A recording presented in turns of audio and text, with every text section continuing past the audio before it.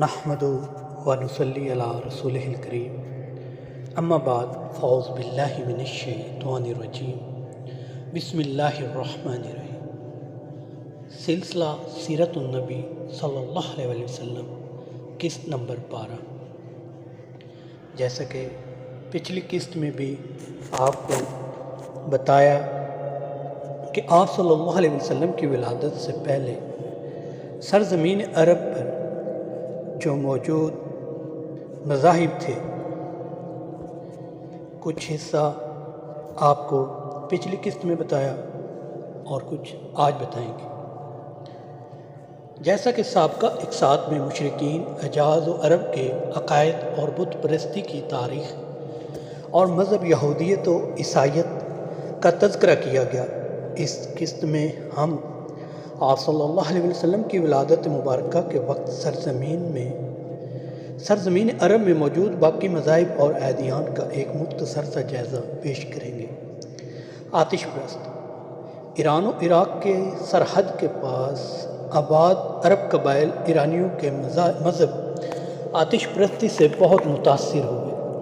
اہل ایران کی طرح یہ بھی نیکی اور بدی کے دو الگ الگ خداؤں کے قائل تھے، اور اہل ایران کی طرح آگ کو خدا کا ظہور مانتے اور اس کی پوجا کرتے تھے۔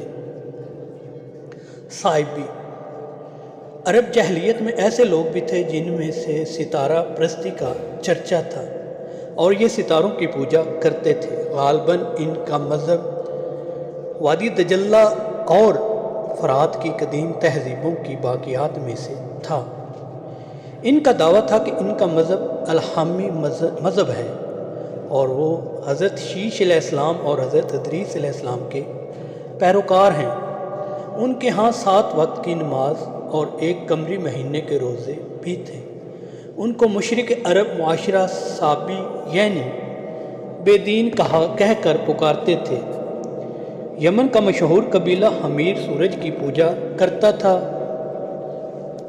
قبیلہ اسد سیارہ عطارد کی، اور قبیلہ لحم جزام سیارہ مشتری کو دیوتا مان کر پوجتے تھے۔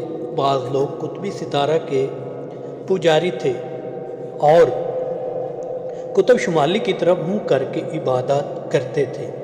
یہ لوگ خانہ کعبہ کی بھی بہت تکریم کرتے تھے۔ دہریت۔ ان تمام مذاہب کے ساتھ ساتھ عرب میں ایسے لوگ بھی پائے جاتے ہیں جو سارے مذہب اور خدا پر یقین ہی نہ رکھتے تھے۔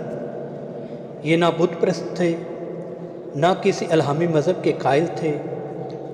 ان کے نزدیک خدا، حشر و نشر، جنت، دوزخ اور جزا و سزا کا کوئی وجود نہ تھا۔ یہ دنیا کو ازلی و ابدی قرار دیتے تھے۔ مسلک توحید کے علم بردار۔ عرب معاشرہ میں کچھ ایسے لوگ بھی موجود تھے جو اپنی فطرت سلیم اور قلبی بصیرت کی بدولت توحید خالص تک پہنچنے میں کامیاب ہو گئے تھے۔ یہ لوگ ایک خدا کے قائل تھے اور شرک و بت پرستی سے نفرت کرتے تھے۔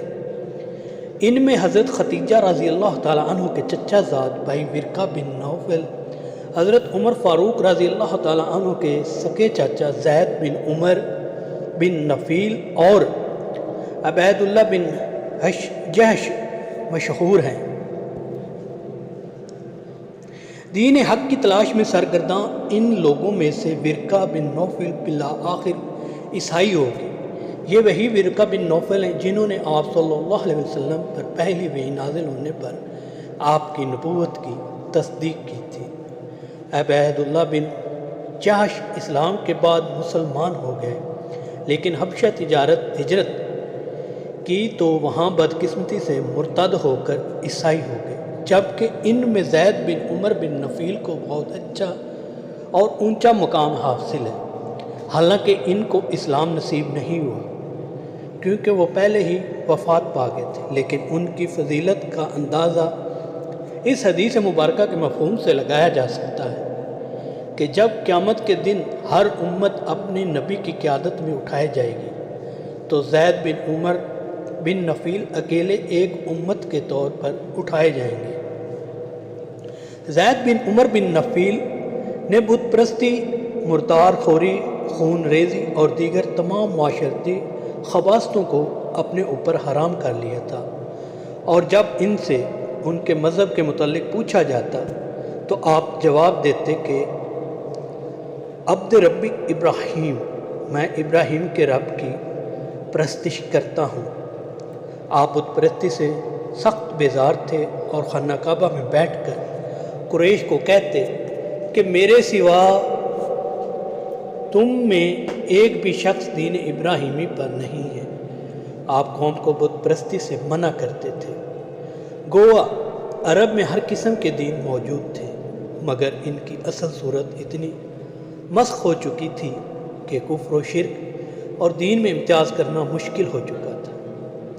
توحید جو ہر الہامی مذہب کا حصہ تھا، اس کا کسی مذہب میں کہیں نام و نشان تک نہ تھا، اور کفر و شرک کو تہم پرستی کا اندھیرا صرف عرب پر ہی نہیں، تمام معلوم دنیا پر چھایا ہوا تھا۔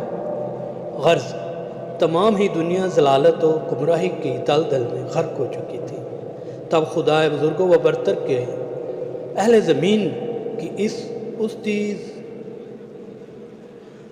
پستی زبوں حالی پر رحم آیا، اور اس نے ان میں اپنا عظیم تر پیغمبر محبوس فرمایا۔ یہ سلسلہ ابھی تک جاری ہے۔ ملتے ہیں اگلی قسط میں۔ اللہ حافظ۔